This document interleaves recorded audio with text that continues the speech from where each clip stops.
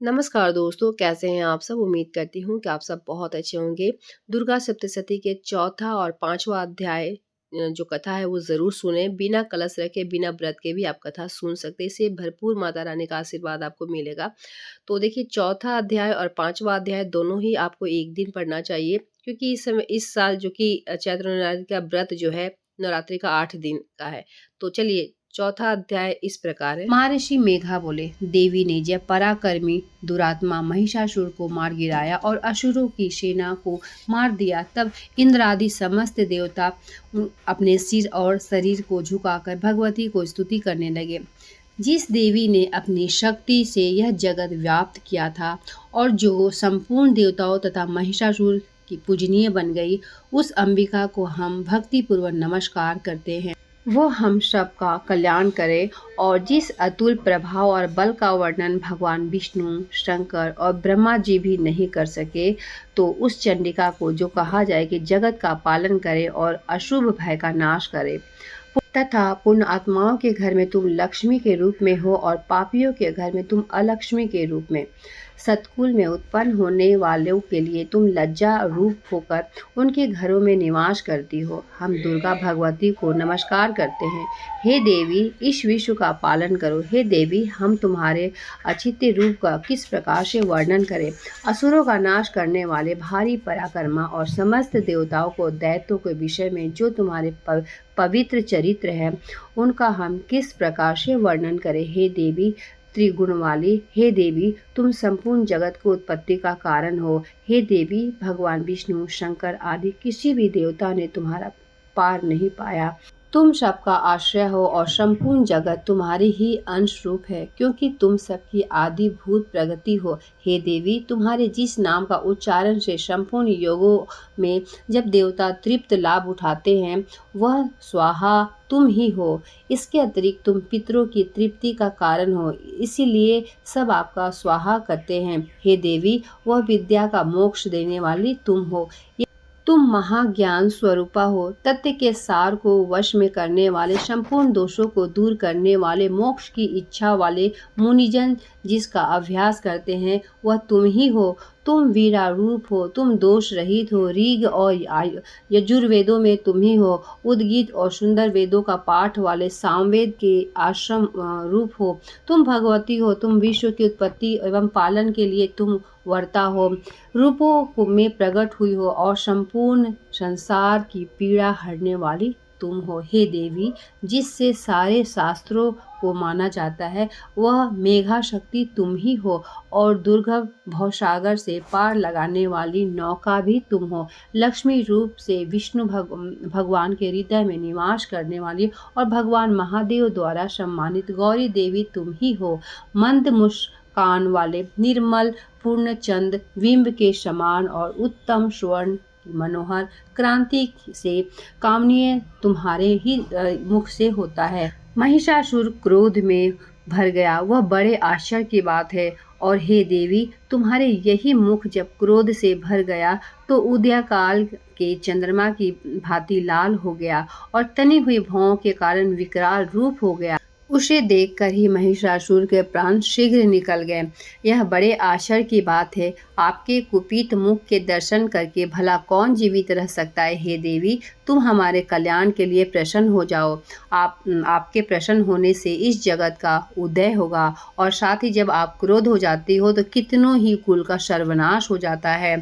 यह हमने अभी अभी जाना है कि तुमने महिषासुर की इतनी बड़ी सेना देखते देखते ही मार गिराया। हे देवी, सदा प्रताप देने वाले तुम जिस पर प्रसन्न हो जाती हो, वही देश में सम्मानित होते हैं। उनके धन यश की वृद्धि होती है। उनका धर्म कभी शिथिल नहीं होता है, यहाँ तक कि वह अधिक पुत्र पुत्रियों और नौकर चाकर से परिपूर्ण होते हैं। हे देवी, तुम्हारी कृपा से ही धर्मात्मा पुरुष प्रतिदिन श्रद्धा पूर्वक यज्ञ करते हैं और धर्मानुकूल आचरण का होते हैं, और इसके प्रभाव से स्वर्ग लोक में जाते हैं, क्योंकि तुम तीनों लोकों में मनवांछित फल देने वाली हो।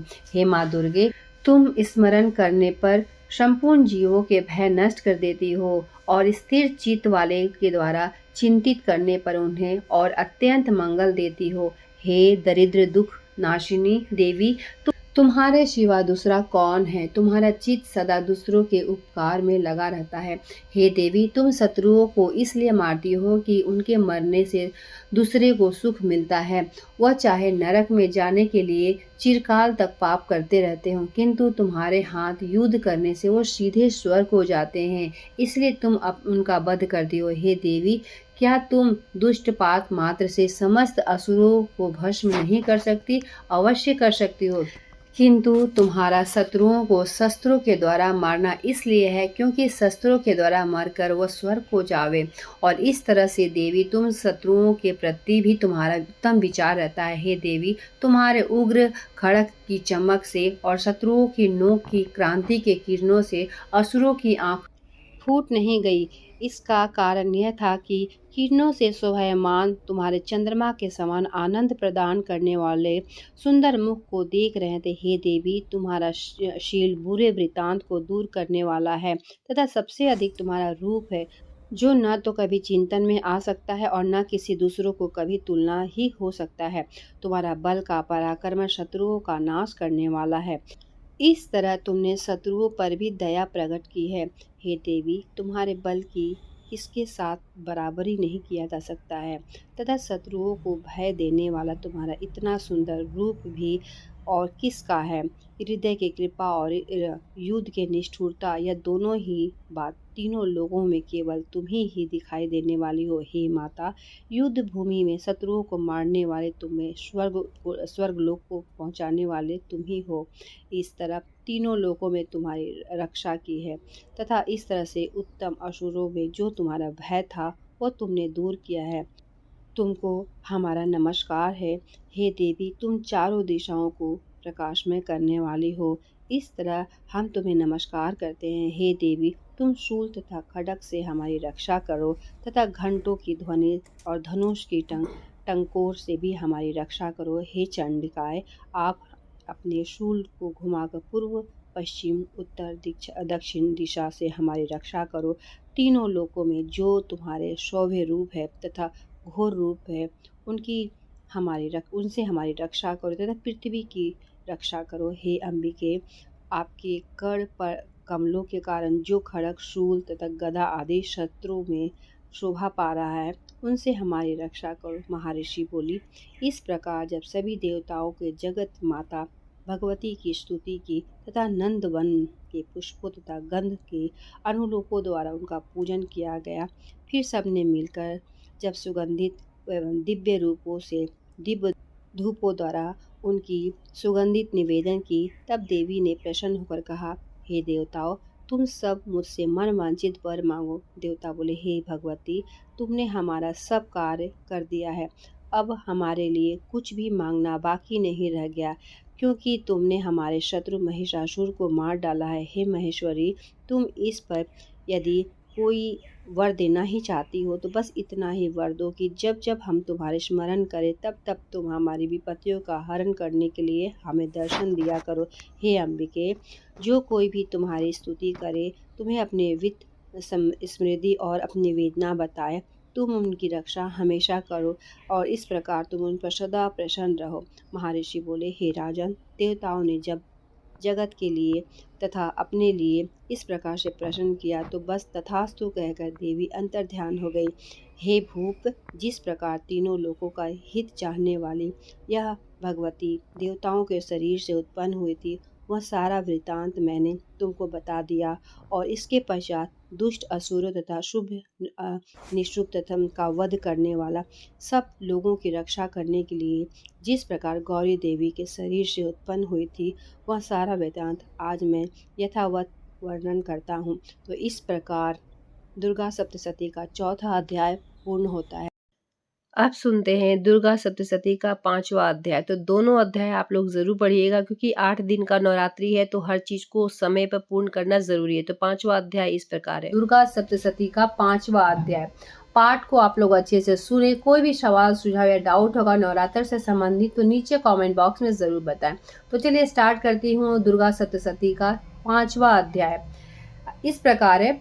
महर्षि मेघा ने कहा, पूर्व काल में शुंभ निशुंभ नामक 2 असुरों ने अपने बल के मद से इंद्र और त्रिलोकी का राज्य और यज्ञों का भाग छीन लिया था। और वह दोनों इसी प्रकार सूर्य, चंद्रमा, धर्मराज और वरुण के अधिकार भी छीनकर स्वयं ही उनका उपयोग करने लगे। वायु और अग्नि का कार्य भी वही करने लगे। इसके पश्चात उन्होंने जिन देवताओं का राज्य छीना था, उनको अपने अपने स्थान से निकालकर इस तरह से अधिकार छीने हुए दैत्य और दैत्यों द्वारा निकाले हुए देवता अपराजिता देवी के स्मरण करने लगे कि देवी ने उनको वर दिया था कि तुम्हारी संपूर्ण विपत्तियों को नष्ट करके रक्षा करूंगी। ऐसा विचार कर वो सब देवता हिमालय पर गए और भगवती विष्णु माया की स्तुति करने लगे। देवताओं ने कहा, देवी को नमस्कार है, शिव को नमस्कार है, प्रकृति को और भद्रा को नमस्कार है। हम लोग रौद्र, नित्या और गौरी को नमस्कार करते हैं।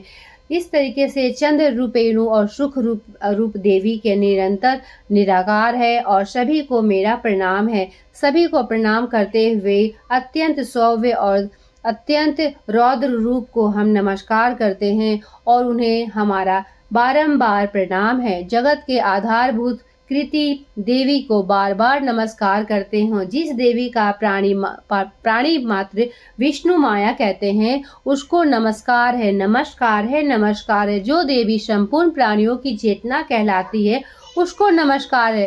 पूर्व काल में देवताओं ने अपने अभीष्ट फल पाने के लिए जिसकी स्तुति की है और देवराज इंद्र ने बहुत दिनों तक जिसका सेवन किया है, वह कल्याण की साधना भूता और ईश्वरीय हमारा कल्याण और मंगल करे तथा सारी विपत्तियों को नष्ट कर डाले। असुर के सताए हुए हम संपूर्ण देवता उस परमेश्वरी को उस समय नमस्कार करते हैं तथा जो भक्ति पूर्वक स्मरण किए जाने पर तुरंत ही सब विपत्तियों को नष्ट कर देती है, वो जगदम्बा इस समय भी हमारा मंगल करके हमारी समस्त विपत्तियों को दूर करे।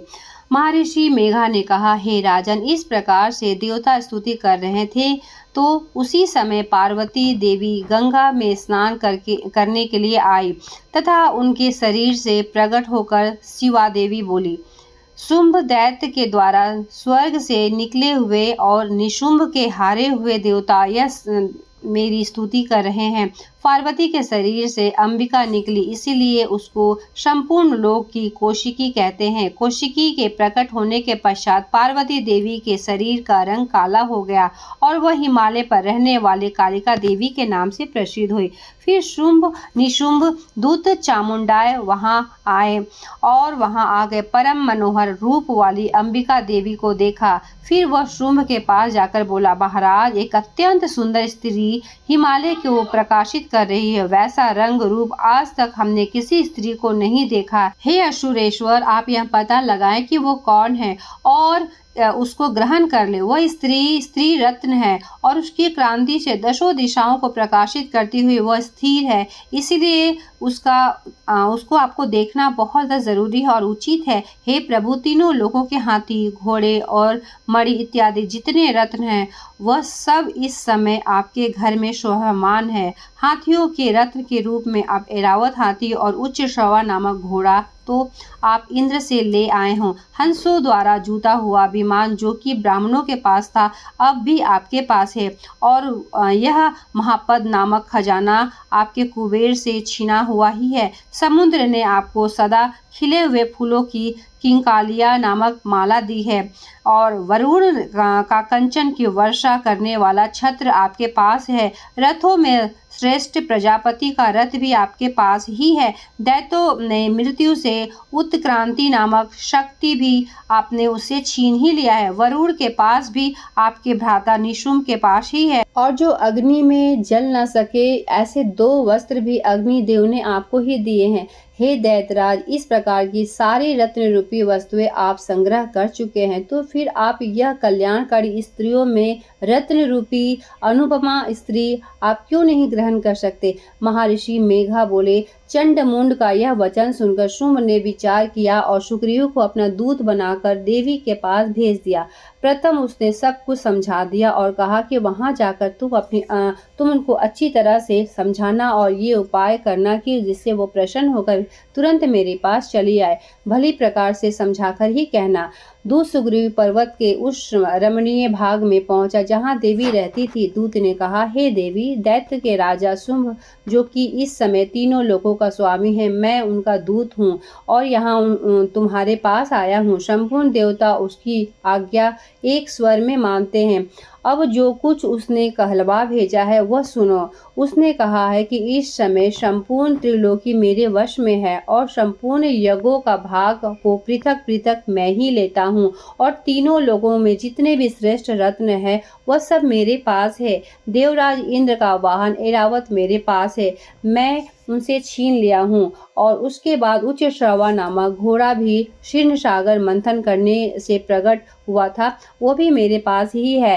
हे सुंदरी, इसके अतिरिक्त और भी जो रत्न भूषण पदार्थ देवताओं के पास थे वह सब मेरे पास है। हे देवी, मैं तुम्हें संसार की स्त्रियों में रत्न मानता हूँ, क्योंकि रत्नों का उपयोग करने वाला मैं ही हूँ।